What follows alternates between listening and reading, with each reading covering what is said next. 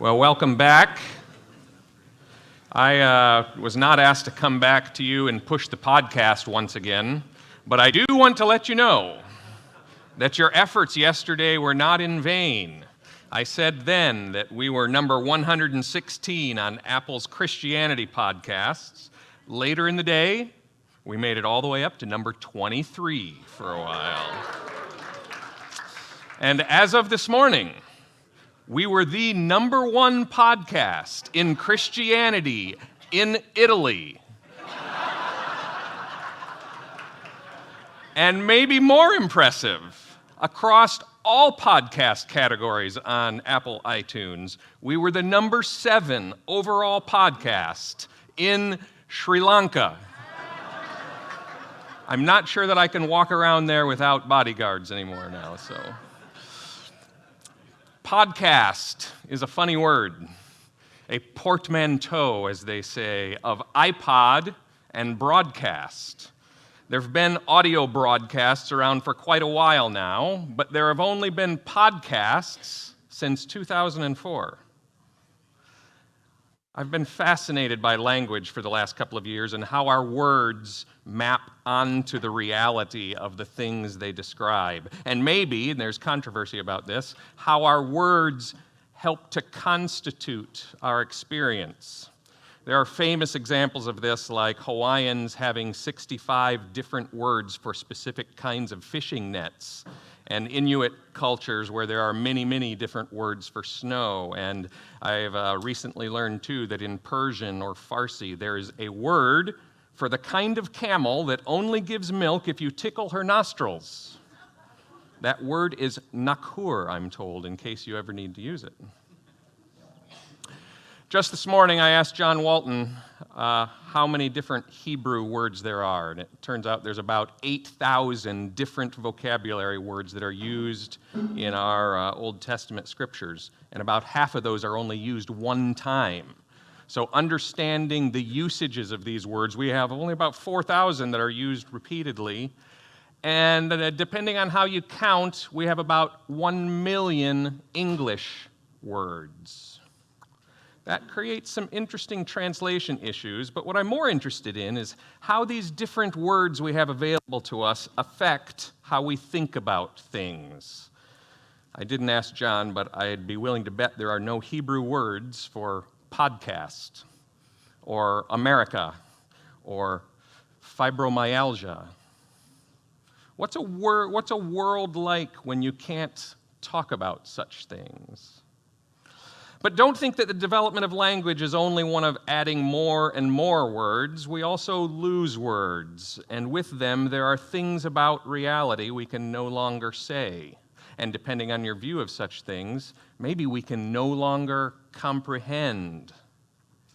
Our speaker this afternoon is considering what that means for peculiarly religious language that's dropping out of use in our culture, the effects that this has or may have on people being able to comprehend the gospel and make sense of it in their worlds, and what we might do about that.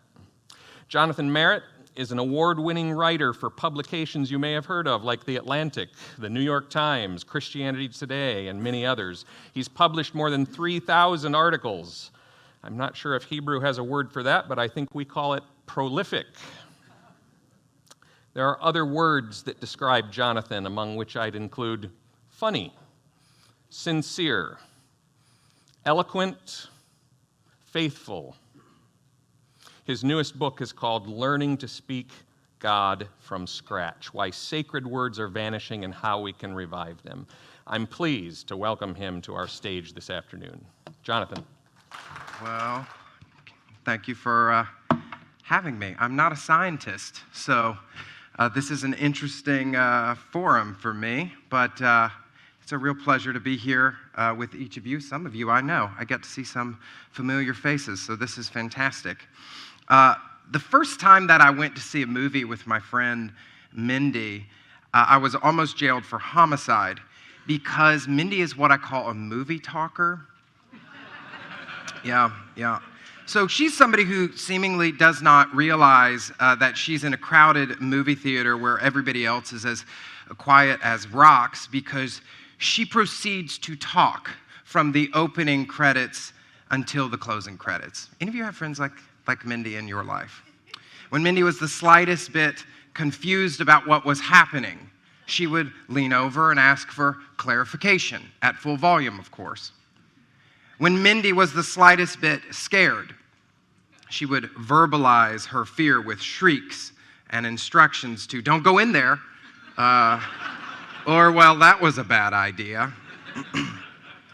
By the time the movie ended, 2 hours into this, I had worked up a pretty good mad, and I was going to just sort of let it go, and then I thought about all of you, moviegoers everywhere across America who were relying on me in that moment to do a little bit of educational work with her. And so I said to Mindy, Mindy, I understand that you like to talk when you watch movies, but I'm wondering if, for the sake of other people who don't like it when you talk, if maybe you could limit the amount of comments you make.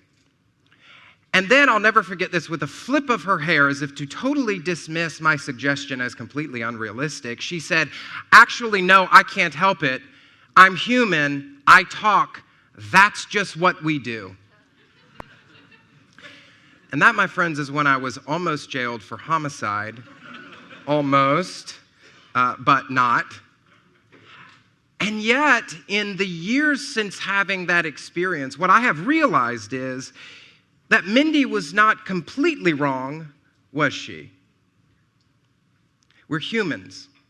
We talk. That's just what we do. Language is something that is completely unique to human beings. In fact, it's so unique to our species that it threatened to capsize Charles Darwin's theory of natural selection from the get-go. When he first published The Origin of Species in 1859, the evidence that he presented about the origin of life rattled the world. But linguists and other scholars soon pointed out that language could not be explained by natural selection.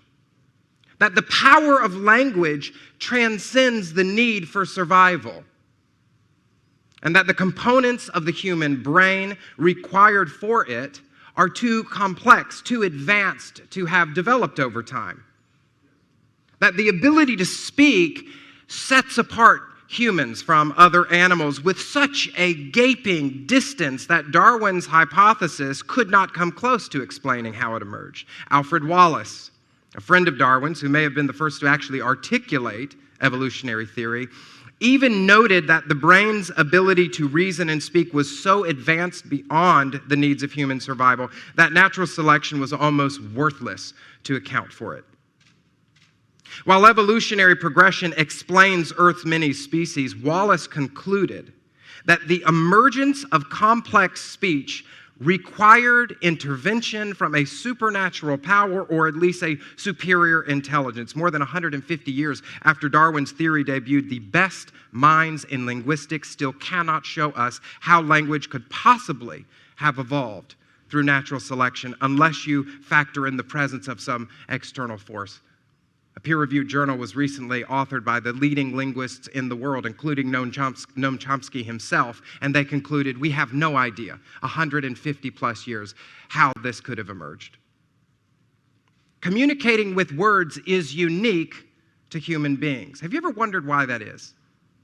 Have you ever wondered why it is that Homo sapiens speak, but plants, insects, even other animals do not? I mean, sure, there are some creatures who can communicate with motion and sound. Bees can buzz their location. Seals can honk to show their delight. Dolphins and apes can be trained to express themselves with sounds. I sometimes think that my family's Boston Terrier barks in full sentences. But there is no animal that can relay the texture, the nuance, the color, the emotion that we humans do with our words. Why is that? Reynolds Price, in his book, A Palpable God, says that the ability to speak, in fact, the ability to tell stories, is so essential to our species that it is, and I'm quoting, second in necessity apparently after nourishment, but before love and shelter. If you think about it, this is true. There are many people in cities around the world who survive without homes, without hugs, but you cannot find a civilization that lives in silence. Why is that?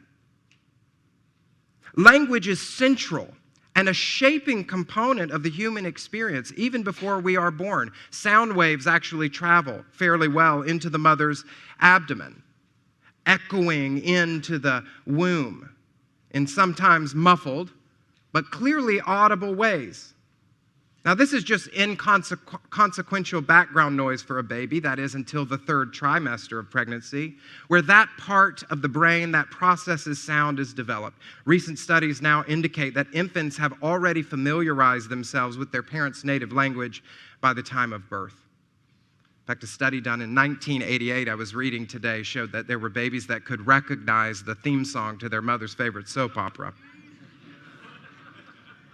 The ability to speak and to respond to words is quite literally second nature to human beings. It's hardwired into us even before we take our first breaths. It is, as my annoying friend Mindy said, just what we do. The idea that speech is a foundational part of what it means to be human should not take us by surprise. Well, at least not those of us who are part of the Christian tradition. The centrality of words is woven deep into the fabric of our sacred texts, beginning in the poetry of the first chapter of Genesis. If you're familiar with that text, you will remember that God creates the world with words.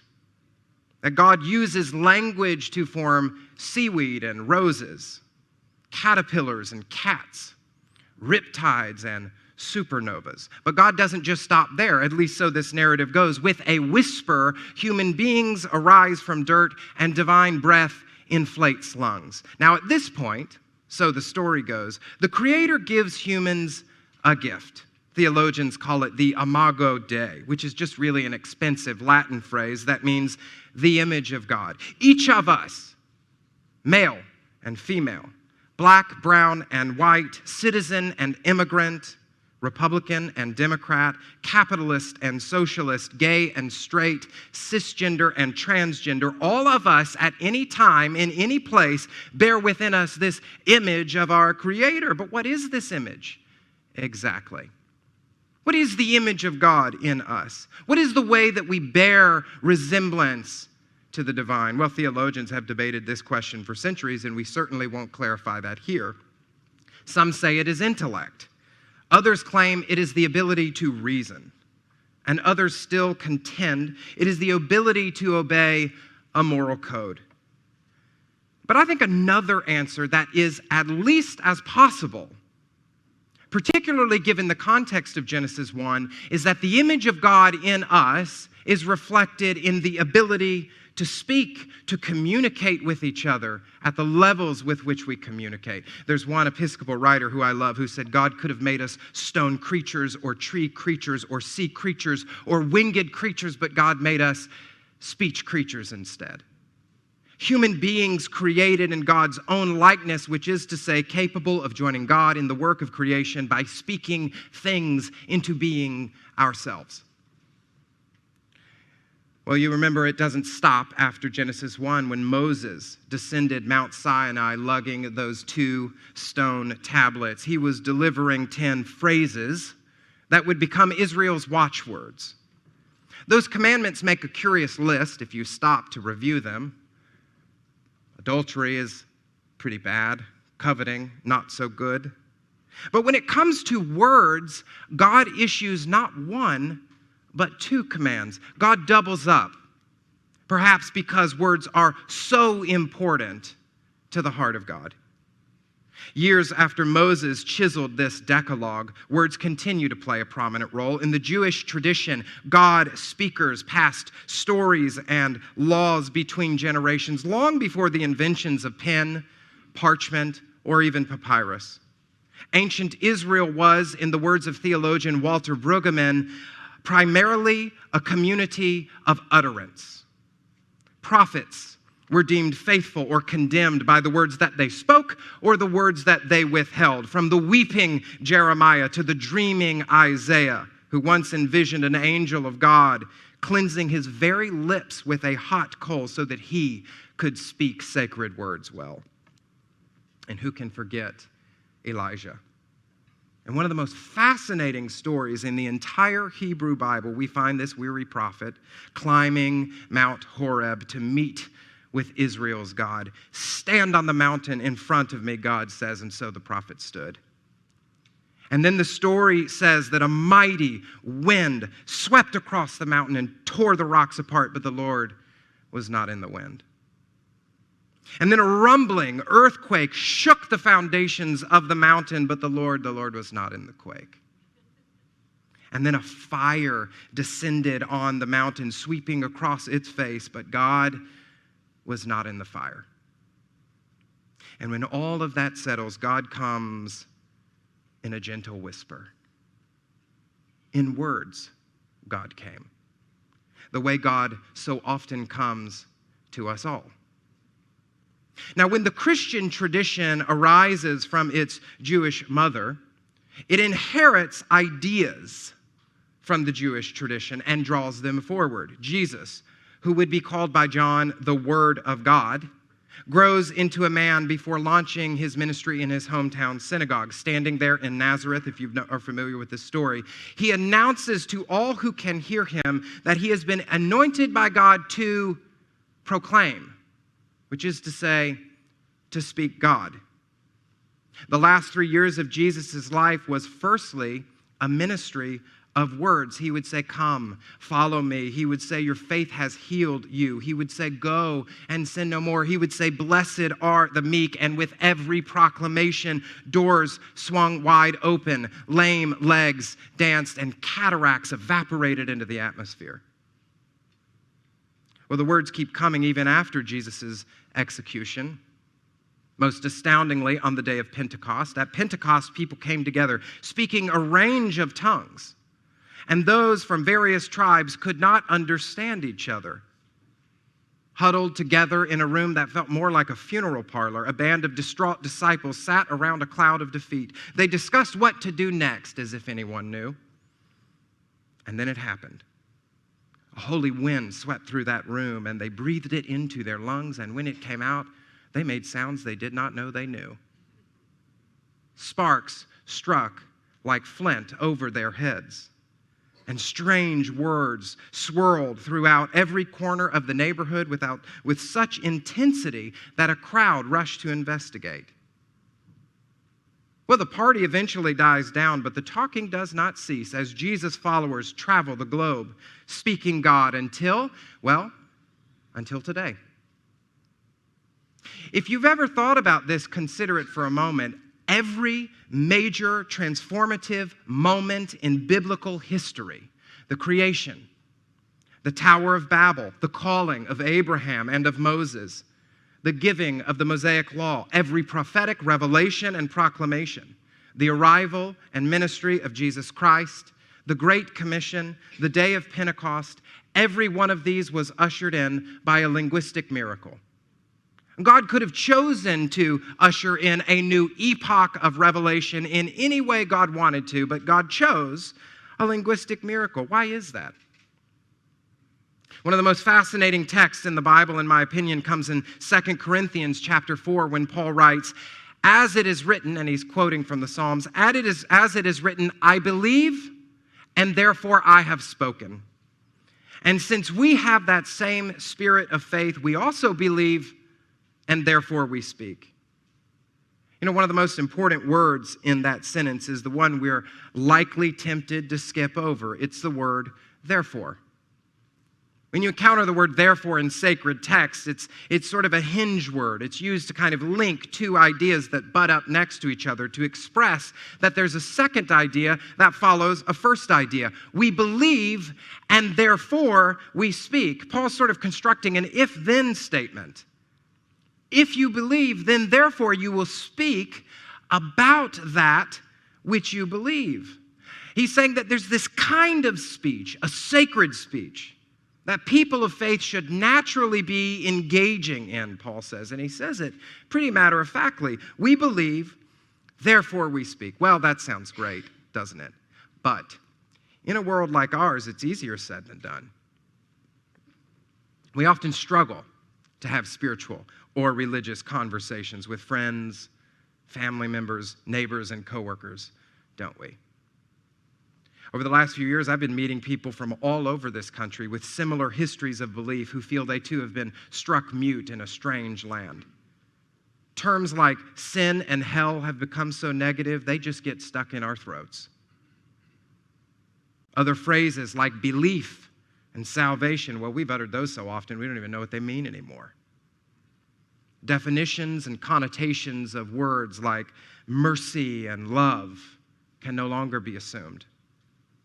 You see, the world is changing from top to bottom and east to west. Our lives are now saturated with people who differ from us in race, religion, age, education, sexual orientation, and cultural mores. In neighborhoods across America, people don't read from the same script.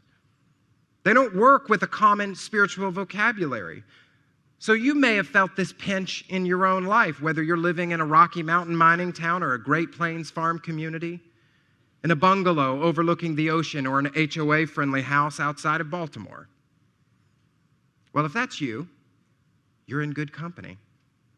Because if you look at Google Ngram data, if you're familiar with this, Google, everything, it's like the 6 degrees of Google these days. Everything goes back to Google.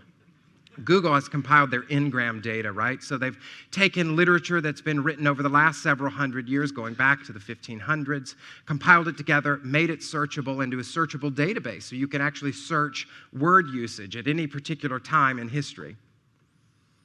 What they've found is, by analyzing this, is that most of our sacred words have been in decline for at least a century. Not just religious words like salvation, but basic moral words.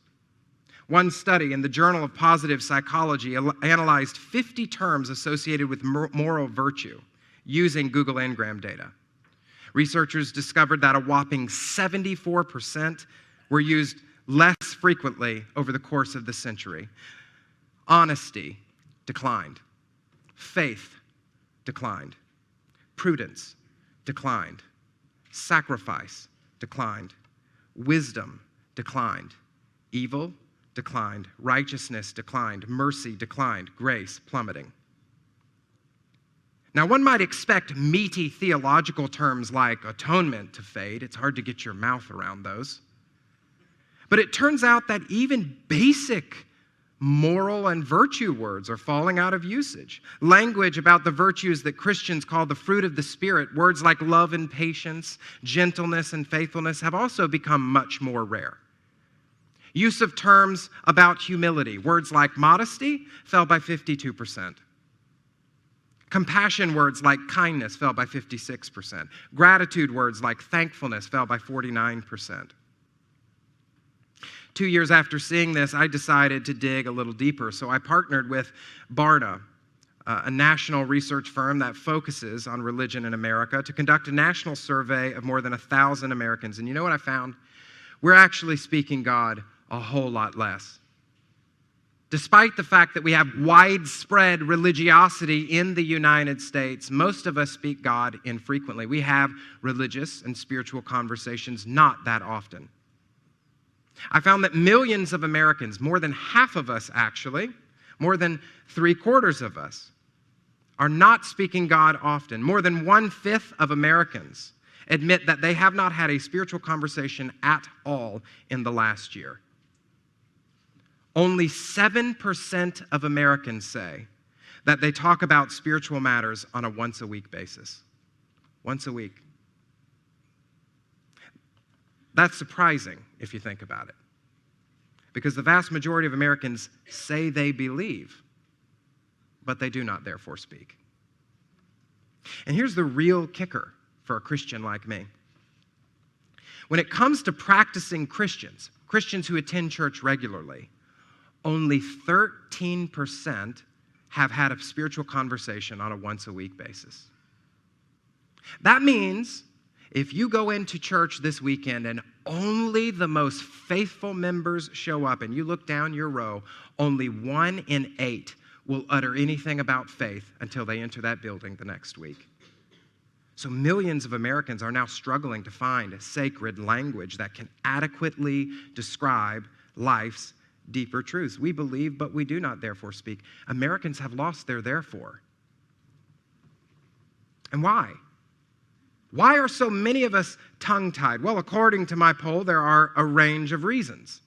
More than a quarter of people say religious and spiritual conversations just seem to create tension or arguments. And of course, if you've ever been sitting at that Thanksgiving table, you've heard Uncle Philip, while he's shaking a turkey drumstick at you, trying to lecture you on what the Bible really means, you probably know how tense these conversations can become. Many of us have enough tension in our lives as it is. We don't need to have a fight over religion, so we avoid the topic altogether. Nearly 20% say they feel that religion has become politicized. Have you checked Twitter lately? Politicians and presidents have been using spiritualized and weaponized language for decades as dog whistles to secure the loyalty of religious voters. And by the way, it's not just conservatives who do this, even though they're some of the worst offenders. When spiritual language becomes partisan, when it feels inextricably connected to a political agenda for one party or another, people will avoid those words. In addition to these reasons, people gave a range of other reasons for not speaking God. Some were embarrassed by the way that sacred words have been used in pop culture. Some say they don't want to seem like a religious extremist. That's a particularly popular answer among millennials. Some say they've been hurt by religious words in the past. They had a pastor or a parent or a friend who used religious words to oppress them or repress them, to shame them or to scold them. So religious and spiritual language is declining rapidly in America for a range of reasons. Many people do not feel comfortable any longer speaking it. Others don't have a stomach for hearing it spoken either. So what does that mean for you? Because so many of you have come into this room and you're wondering how you can take these conversations out to the places and spaces where you live, work, and play, so that you can change hearts and minds in the way that you speak God. For those in those room who hope to spark a new conversation about faith in our day, how do we breathe new life into sacred speech in a scientific age? Well, I think that linguistics actually can guide us forward here as well. You see, whenever we encounter an ailing language, I've identified at least 3 common responses. The first is what I call fossilization. This is an approach that's commonly employed by more conservative individuals. I don't have time to go into all the examples from each of these, but we can certainly talk about that in the Q&A. You see, when a community realizes that their native tongue is endangered, the natural instinct often leads them to the worst possible response. Driven in part by, I think, sentimentalism, if not panic, they seek to save the ailing language by attempting to protect certain words, to preserve, quote, traditional meanings. I call this approach fossilization because it treats words as if they're already extinct rather than alive. We know that language sort of operates like a living organism. Unfortunately, fossilization does nothing to address how poorly some of our old words and definitions are working. Building a fence around your spiritual vocabulary accomplishes little if there's trouble inside the camp. But one can understand the rationale behind this approach. Exploring new ways of thinking and speaking can trigger retaliation from power structures like religious institutions. So humans often prefer the ease of the status quo. But as it turns out, sticking with the status quo is a great way to accelerate the demise of spiritual words. Those who fail to consider new ways of speaking God will ultimately contribute to the demise they wish to prevent. Because living languages are like living beings. If you hold on to them too tightly, you end up killing them. The second approach to an ailing language is what I call substitution over on the right. I call it that because it seeks to save the dying language by pitching out problematic words or empty or overused words and instead searching for new language to replace those words. It's a well-intentioned approach. It's also an unsustainable approach to bringing about a revival of the language that we use in prayer and worship, blogs, articles, podcasts, and books. Because too many spiritual words are tainted in some way. If you throw out every one that has baggage, well, you don't have very much to build on again. Those who employ substitution may counter that the concept remains even if the word has been replaced, but religion is a spoken language that is accompanied by a sacred text. There's a reason that Christians, like Jews and Muslims, have been referred to as people of the book. We can stop using a word in prayer or sermons or spiritual conversations, but guess what? Travel down that line of spiritual formation, encounter that text again, and you start bumping up into these words for which you have no context. Those who choose substitution are correct that modern believers face a rhetorical problem. They're also correct that those invested in the future of faith have no choice but to rethink the way we speak God. But substitution is a handful of Band-Aids for a chronically ill vocabulary. Luckily, we don't have to do this. We don't have to dispose of all the words that we're having trouble pronouncing. A better way exists. It's a path I call transformation. Now, linguists are like pastors and rabbis, nonprofit leaders and journalists. They don't agree on much. But they do agree on this. Every language will either change or it will die. There are 0.00 exceptions to this rule, unfortunately. If a language does not change, it will die. Transformation is inherent in language. No one knows why exactly, but there are no exceptions to this rule. Now, this is not a controversial idea among linguists and even philosophers like C.S. Lewis. C.S. Lewis wrote a big fat book that's probably would interest none of you called Studies in Words. It's just a book on linguistics. And in it, he likens the meaning of a word to the growth of a tree. He says this, as everyone knows, words constantly take on new meanings. New meanings do not usually obliterate old meanings, but they're connected to them. So Lewis says that this process should happen with the language of faith, just like the growth of a tree, that over time, new branches would sprout, which then sprout other branches. While a new branch may overshadow an old one, it doesn't always. Every twig connected to a branch, every branch connected to the trunk. Even if we can't trace a word back to an original trunk, because histories of words have some holes in it, Lewis's point is that, and I'm quoting, the tree that exists in the speaker's minds at a particular time need not match the tree that shows the growth of the word's meaning throughout history. Now, Lewis's thoughts here are uncontroversial among linguists. The idea that we could reimagine what a word means. We could speak it in a new way, that we could say, that was a helpful definition for that word in that time, but actually we can speak it in a new way, in a new day. He's inviting us in, I think, to embrace a new way of engaging sacred speech, one that gives us permission to play with words, allowing them to transform in our hands as we use them. Now, of course, language transformation is a riskier road. It is a more difficult path, to be sure, but if fossilization turns off younger generations of God speakers, people who are also doubting, if substitution neglects the inspired text, the backbone of faith, transformation, I think, marks the way forward. You see, linguists talk about what they call comeback languages. This is a word that refers to languages that were once on the brink of extinction but have been revived. A language that is dying, even the language of faith, can be revived in any age. But it must go through transformation in real communities who are made up of real people who have collectively decided to breathe new life into old words. And if you don't believe me, Well, come visit me at my home, Williamsburg, Brooklyn. In the south part of my neighborhood, you'll hear Hasidic Jews all over speaking a strange language. It's called Yiddish.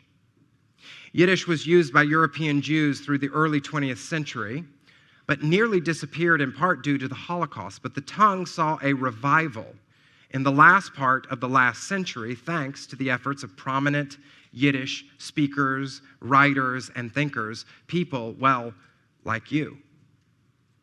One of the great catapults of this language revival was the work of a writer, a man named Isaac Bashevis Singer. He was a Polish-born Jewish writer, and in 1978, he won the Nobel Prize in Literature, even though he only wrote in Yiddish. A journalist once asked Singer why he would pen books in a dying language.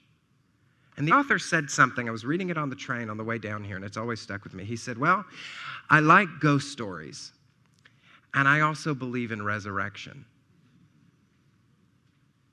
And every time I read that, I think the same thing from my own Christian faith. You know, you're not the only one who believes in resurrection. I believe in resurrection too. I believe that even though speaking God is in massive decline in the United States, I don't think all is lost. I believe that we, people in this room, if we put our hearts and minds behind it, I believe that we can revive the vocabulary of faith in our day. I believe that we can propel important conversations just like this one forward. And I think that's my prayer for each of you. That you would become God's speakers when you leave this place, that you would revive sacred speech in the 21st century. But I would just ask one thing. Please don't do it while the movie is playing. Thanks. There we are. If we could start a little bit, Jonathan. So you said you're from Brooklyn. Those who are listening closely might yes, not detect a Brooklyn accent. There you go. And there's a story behind that led to this book that you've referred to a little bit. Why don't you tell us some of that? Yeah, 6 years ago, I always think that the best books, in fact, I think the best theology is at least in part autobiography. So it's always rooted in personal narrative. And that's how I've always written books. So 6 years ago, I moved from the Bible Belt, a place where we speak God frequently, where almost everybody kind of either speaks God or understands what you're saying when you speak God. And so you can use religious language with ease. But I relocated from the Bible Belt to New York City and ran into an unexpected language barrier. You know, it wasn't that I couldn't hail a cab or order a hot dog, but I could no longer have spiritual conversations. I found that people would stop and ask for clarification, and I didn't quite know what I meant. I realized not only did they not know what I meant, I didn't know what I meant. Can you give some examples of that happening? Yeah, I remember I was waiting on a subway platform the first day that I was in New York, and there was a lady there who said, "Where are you going?" And I said, "I'm going to a worship service." She said, "What's a worship service?" And I said, "Well," I said, "I'm new to the city," and I said, "I'm going to church. I'm going to check out a church." She said, "Oh, you're going to church?" She said, "I'm religious too." She said she practiced the Baha'i faith, and she held up her crystal amulet necklace, and she said she could read my chakra, and it was very clear, this, boy from Georgia, that we did not understand the respective language that we were using. Neither of us really understood what the other person was saying. She peppered me with questions about God and the Bible and the afterlife. And every time I would try to articulate it, what came out just didn't make much sense. I would say a word that I thought was common, a word like gospel, and she would stop and ask for a definition, please. And I couldn't quite explain to her what I meant. What I realized is that when it comes to speaking God, oftentimes we speak God passively. In other words, if you're in religious communities, how often do you stop and say and ask yourself, what am I saying when I'm saying what I'm saying? What am I really saying? I bet if I took a word like grace, and I passed out index cards in a room like this, there'd be a lot of blank cards. And there'd be almost as many definitions with the ones that had words on them as there are people who wrote definitions down. Now that's interesting, isn't it? Because that means when we're talking, oftentimes we're saying something and we think that the person is perceiving one thing, but they're actually perceiving something else, or they're not perceiving it at all. And so we've lost accountability in our speech. And I think that was something that for me, that I had this like moment where I was like, wait, am I the only one who feels this way? And I started to realize that there were other people all across America who were also finding that they were encountering language barriers in their schools and their workplaces and their PTA meetings and their neighborhoods. And they were also, just like I was, they were abandoning the language of faith altogether. And that was sort of the impetus for writing the book. So you're a writer, and writers tend to solve problems by writing books about them. Or so make them worse. At Depends some on point, what kind of writer you are. You say, I'm going to write this book, and the first half of it, you might wave that around a little bit so people can see that, and there are copies on sale out in the foyer. You go through some of what you talked about here today in the first part about language and the importance of it, and then the second half of the book is all individual words. Each chapter has its own word that are some of the examples, and many of the questions people are asking here are about, give us some examples of what you mean here. Let's start with a big one. God. Yeah. You know, there's a great quote by an old pastor who's kind of coming back in vogue right now, a guy named A.W. Tozier, who says, and I'm paraphrasing to some degree, that what we think about when we hear the word God is the most important thing about us. And I think that is true. You know, a phrase that was adopted into a book title by a former evangelical pastor is what we talk about when we talk about God. I think that's important. What do we really talk about when we talk about God? Because it actually does influence us, and there's a lot of data. In fact, in the chapter that I have on God, and you can see there have been studies that have been done on this, depending on how you view God or how you understand God or what you mean when you say God, it has all kinds of implications for the way you live your life, for the type of personality that you form. There was an interesting study that was done by Baylor University that created 4 types of God: an authoritarian God, high level of anger, high level of engagement. I grew up in that tradition. A critical God, high level of anger, low level of engagement. A distant God, low level of anger, low level of engagement. And a benevolent God, low level of anger, high level of engagement. Depending on how you classified the God that you believed in, you had all kinds of character traits. One of the interesting things is, if you believe in an angry God, you are far more likely to be an angry person. You know, I wrote stories. I used to be a columnist for an organization called Religion News Service, and I was covering a guy at the time named Mark Driscoll. Mark Driscoll used to preach. I remember there was a sermon. They ripped it off the internet, and he said, "God hates you." And it just hit me in this weird way, but it was sort of a strong Calvinist understanding of this wrathful God that doesn't just hate sin, but hates sinners. And of course, then we find out years later that he's a big jerk and he, has verbally abused his whole staff, and everybody's shocked. But I think if you probably did this study at Baylor, you would have been shocked. You would have shrugged. You would have said, yeah, of course, if you believe in an angry God and you follow after that God and you believe you should be in that God's likeness, of course, you're a jerk too. Of course, you have a strong sense of wrath. And so we oftentimes don't understand that the way we are is actually a linguistic problem for those of us who claim to follow God.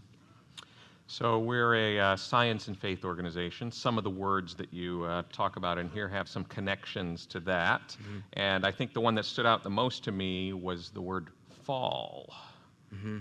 What do you mean by that? That was a tough one for me. I was reading a book that I actually found here. Talk about the impact of this organization. I found a book at a previous BioLogos conference, and I bought it. And I was sitting in Union Square reading it. And it was about whether or not there was a historical Adam. And it just sent me spinning. Do we ever talk about that sort of thing in this? Oh, yeah. I had never actually pondered this question before. And I'm sitting here thinking, like, the fall. Did the fall happen? Did it actually happen? And what would be the impact to my theology if it didn't happen? What about what geneticists say about I was kind of wondering if my whole theology was a house of cards. And whenever you experience a tension like that with a word, that's when it needs language transformation. That's when it needs a conversation about what that word should mean. And what I realized is that I could accept a different way of understanding fall, that I could say, I don't really know if the fall happened, but I know that the fall happens. I know that in my life all the time I'm eating right off that tree. I'm doing the things that I know God would have me not to do, and I do it anyway. I'm making choices away from goodness and mercy and justice and love all the time. And that is a common condition of every human being. That fall happens with all of us. And that the story is still true, whether or not you believe that there was a literal person named Adam and a literal woman named Eve who lived X number of thousands of years ago and followed this particular genealogy. And it wasn't until I gave myself freedom to open my white-knuckled fists around a word and a definition that I had clung to since I was in infancy to say, can I play with this? Can I give myself permission to play with this word and see what this word might mean or should mean for us in our day? And so I think that's what has to happen with a lot of Christian language. And by the way, this is something that's always happened. If you look at Scripture, you find that words are actually changing in meaning throughout the text. So like, this is not a controversy. It's not like I'm saying this and this is something brand new. It's like, you can just look at the text and words are changing meaning from their first usage to their last. Sin is one of those. Sin is a great example that I use in the book. The original conception of sin was sin as a stain. Right? It stained you and you needed forgiveness to kind of scrub it off. But like the remnants of it were there, right? And you could even pass the stain on. So you remember in the early writings in the Torah, it talks about sin staining you from generation to generation. Well, that sort of fades, right? You're not getting like generational concepts and things later on. You find this new predominant understanding with sin as a weight. So in like temple Judaism, you find sin as a weight. It's this heavy thing and it's communal at this point. So it weighs down on the community, and what do you need? You need a scapegoat and then a representation of, it wasn't like you get a scapegoat and you get a scapegoat and you get a scapegoat. It was like, the high priest was not Oprah with scapegoats. It was like, there was one scapegoat for the whole community. I didn't need to pray and say a personal prayer to somebody for somebody to come into my heart. It was a communal act. That's how sin was conceived of, as a communal weight. And they would chase out the scapegoat, and what would happen? The weight was lifted off the community, but forgiveness didn't last forever. It would lower back again. But culture changed. Financial markets emerged in the early Greco-Roman world, and this financial understanding happened, right? Sin is a debt. So when Paul comes along and says the wages of sin is death, the gift of God is eternal life, if you would have put Paul in a time machine, the high priest would have no concept of what he was saying. You will not find the concept of sin as a debt in temple Judaism. It doesn't exist. It's not there. It changed.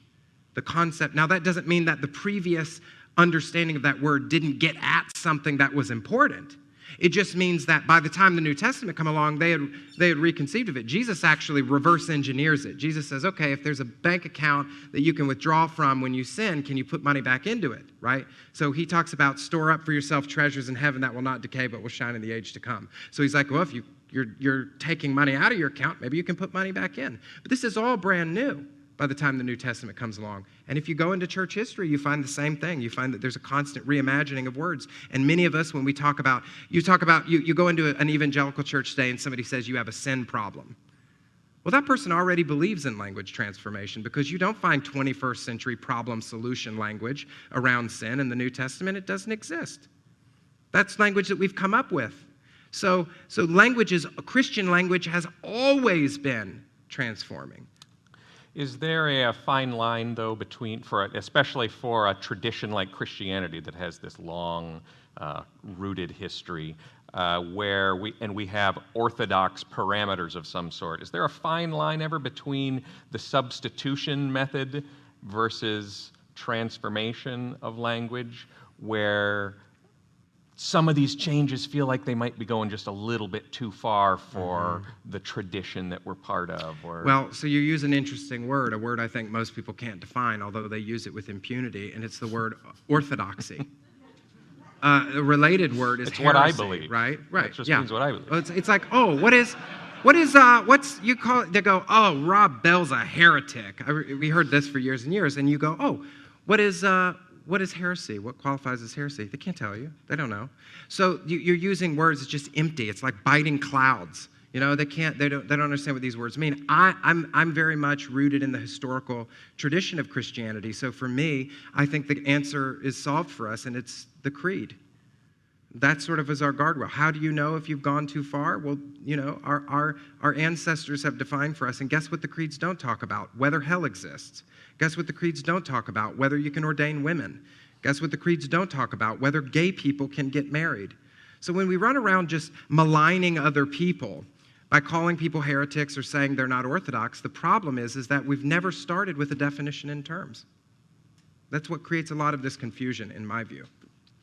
How about some practical suggestions towards transformation for the church in particular?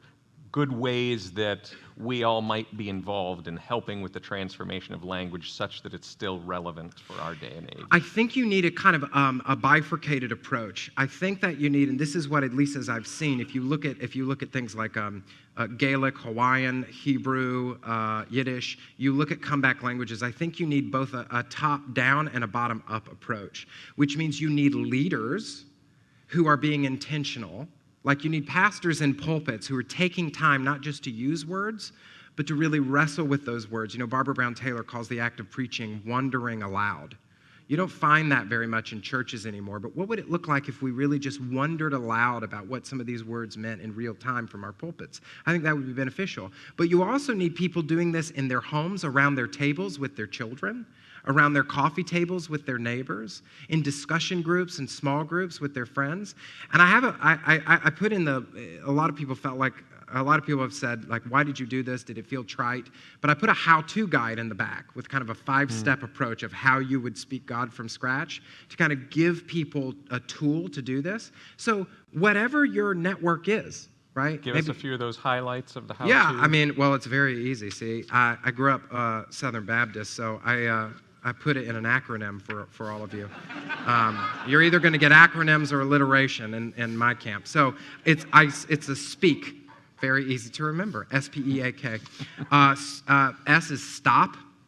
So like so many of us, we just talk about God, and we never stop to go, what am I saying when I'm saying what I'm saying? So that's the first, is just awareness. Awareness about the words that give us tension. Awareness about the words that we use that we don't really know what they mean. And then P is ponder. Consider for a minute the words that you're struggling with, or that you in community, because I think that this process is best done in community, in particular in a diverse community, by the way, because if you just get a bunch of people who look like you and think like you around a table, it's not going to be very helpful. What you need is somebody to say, hey, let me tell you how the way you're using that affects me as a person of color, white guy, or as a woman, guy, or as a non-Westerner American. Those kinds of contextual critiques, I think, help us to achieve a higher consciousness of what these words mean. So pondering what these words mean, how has the way that you've understood this word misrepresented who you believe God to be? How has your understanding of this word maligned someone or created an insider-outsider dynamic, excluded a whole group of people? These are important questions. E is explore. So it's easy to get stuck, and this is all my liberal friends, this is where they get stuck. You think about it, the best way to kind of keep faith churning is a process, and I talk about this in the book, is construction, deconstruction, reconstruction. And you constantly are going through this cycle. Conservatives just oftentimes, I'm generalizing, get stuck in construction. They go, don't touch my system. I learned my systematic theology. I figured out God by the time I graduated seminary at 24, and so I don't need to have any conversations about that. Don't do that. And liberals get stuck in deconstruction. They just tear it all up, and then they're sitting in this like pile of tattered what used to be beliefs, and they're now like post-Christian somethings, or part of like some like non-believing avant-garde wing of the Episcopal Church. And they're miserable, and they hate everything that has to do with Christianity.